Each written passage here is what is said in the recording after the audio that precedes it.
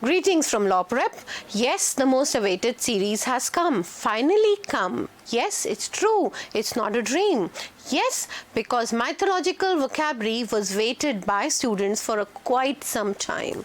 And yes, what is mythology always, churns your mind. What myths, ma'am? What history has to do with our paper? CLAT paper is passage oriented. Yes, dearies, we know it is passage oriented. While doing the passage, you come across various words which are related with mythology. What is exactly mythology? How interesting it is, how it grabs your attention, and it is such an interesting part. Why not go through it once? So this is something which is really very interesting. Once you get into the words, you understand them thoroughly. Mythology is the sacred history of mankind. I repeat, mythology is the sacred history of mankind. Yes, so you must be very much interested in knowing which words we are going to take, what is the history, what is the story behind it. Yes, okay, so let's start with our series for today. Mythology. The word mythology is taken from the Greek mythos for story of the people. Any story which is handed down from generation to generation. Logos for words of speech or the spoken story of people. See, this is clearly mentioned that it is a spoken story of the people. Is the study and interpretation. It is the study and the interpretation of often sacred tales. These are very sacred and holy tales. As I was talking of, it is a sacred history of mankind. Or fables of a culture known as myths. It's something related with the sacred history and it is known as myths. It's a collection of such stories which deal with various aspects of human condition, tells you of different things of human beings, good or bad, the meaning of suffering, human origins, the origin of places, names, everything is there, animals, culture, values, traditions, meaning of life and death, what happens before life, what happens after death, some roots, some interconnections between these words. And the gods or a god. Myth express the beliefs and values about these subjects held by a certain culture. See, every human being follows a particular culture and there are various stories handed down from generation to generation. You must have heard of the great epics, Ramayana and Mahabharata. What is epic?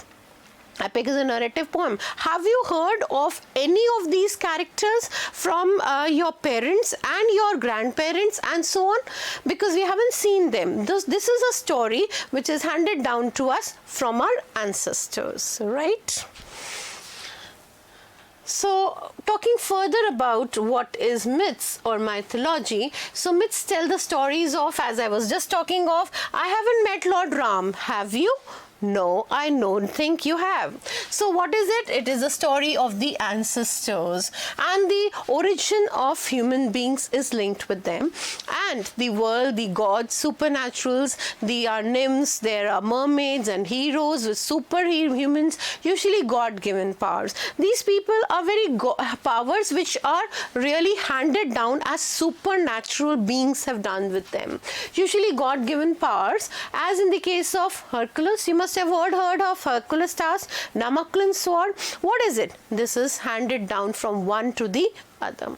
Perquis of the Greeks, like Phoenix, it's Pandora's box. Like we read various idioms also linked with this. Rise like a phoenix. So all this is mythology. Yes, mythology.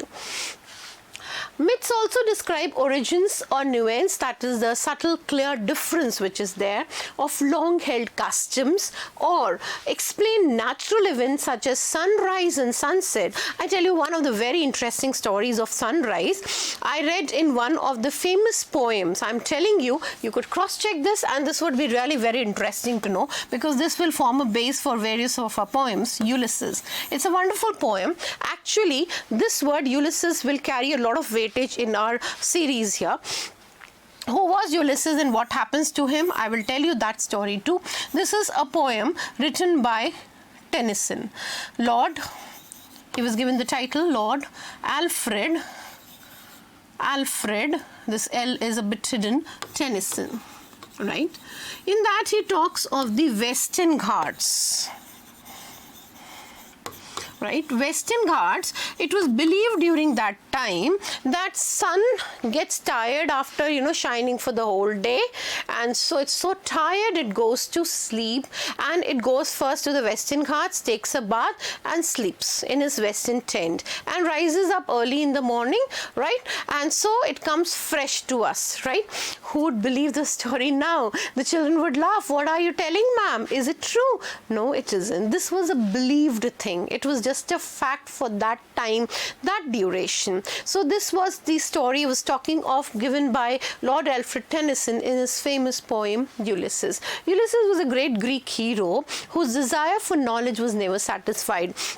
He has an insatiable desire for more and more knowledge. So he wanted to learn things. He was the general of the Greek army. You must have heard of the Trojan War, where Helen of Troy ran with Prince Paris. Yes, the same famous war has been talked out, and that was the beautiful face. Yes, this was a beautiful face that drowned thousands of ships. The beautiful face of Helen of Troy. One worth reading, wonderful reading. You'd really get into that thing and you'll understand subterfuge, you will understand the wooden horse, you would understand the subpioners, you would understand the tricks that the Greeks played. And beware the Greeks bearing gifts would be an idiom which would be just like cakes walk for you. A cakewalk, a simple thing, a child's play, and you understand the lion's share of the idioms that I'm talking of. As it will become your day-to-day, part of your day-to-day language, right? That's what you want to. Come on. In the passage when you're reading, he gets the lion's shares of his father's property. Or you get it this way, that beware of the Greeks bearing gifts. Won't you understand this? It doesn't have any connection with the Greeks now. It has connection in the present day scenario, but it adds new vistas of meanings and knowledge to it, isn't it? Yes. So that's why we have to keep in mind this mythological things, various stories linked with it, because he was the person. This Ulysses was based on Homer. Who was Homer, you would like to want to ask me? Homer was the father of epics. I was talking of Ramayana and Mahabharata. I have not met Lord Ram or Lord Krishna, but I've heard it from my ancestors, story handed down to me. So he was the father of epics. He was blind. He wrote two great epics, Iliad and Odyssey. Right? This Odysseus character, we find Ulysses. He was working in the Greek army. He'd been there.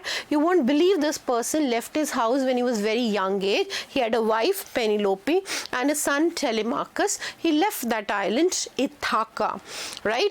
It little profits to be an idle king. Read the poem. You'll understand just sitting, eating, drinking, merrymaking, and doing nothing is just animal life. He didn't want to live that animal life and to follow knowledge like a sinking star. The epigrams loaded, the poem is loaded with epigrams. He wanted to follow knowledge till the last breath. And he says to rest is not life. If life means God has given us this breath to do something in life.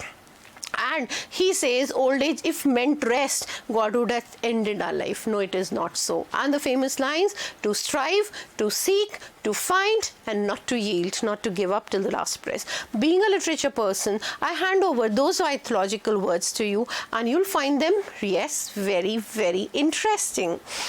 Now, when we have the sunrise and sunset, the cycles of monsoons, seasons, every season, summer, autumn, winter, spring, they talk a lot about you. You are in the spring of your life, the best part of your life. You are in the youth. This is the time of career making. This is the time you will, if you will do something right now, you'll reap the fruits of that hard labor in the coming time. That is what it talks about in the coming scenario.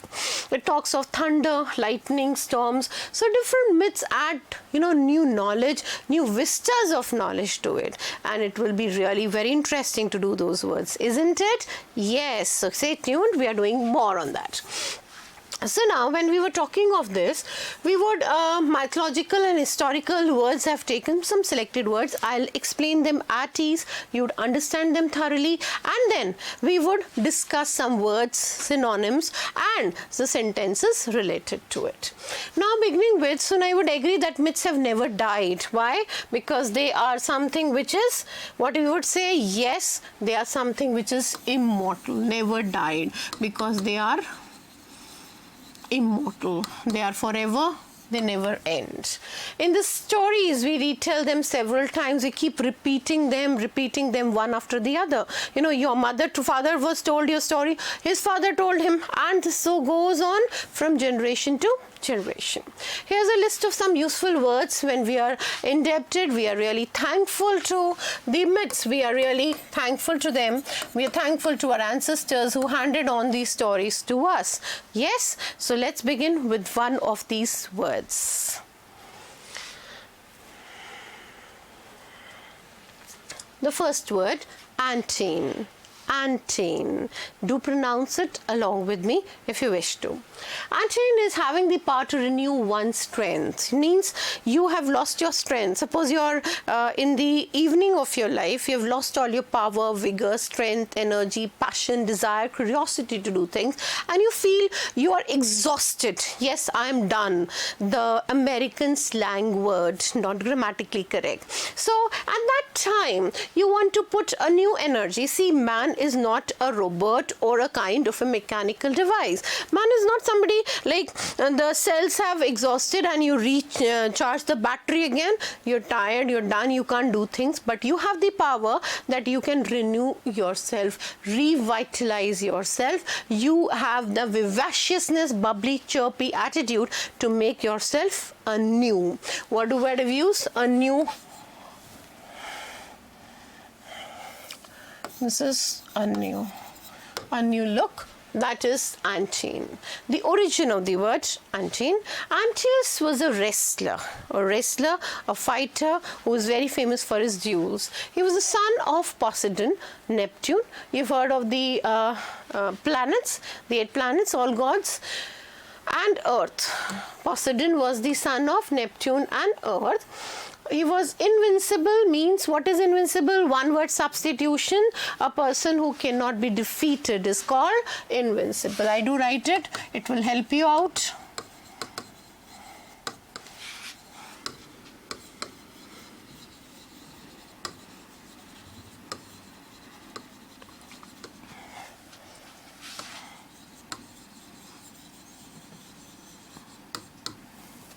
Right, he was invincible as long as he was in contact with the Mother Earth. You've heard of the stories of Lord Krishna and Duryodhan and Arjun and Yudhishthira. This is now adding because they are linked with Hindu mythology. This is linked with Greek mythology. So Antaeus is having the power to renew one's strength because he is invincible. Nobody can defeat him. He will never be accepted as a person who would accept his defeat. So any person who is invincible, who has the power to renew his strength, would be Antene. Right? So we all want to become the Antene of our life. That is, if you're exhausted, somebody can put up new life and new energy in us. We have more words. You've seen many words to do, but we'll be doing up in our next class and you will really enjoy doing them. So stay tuned with me and I'll coming up with my next series of vocabulary. Right? Thank you, students. Do like and subscribe it.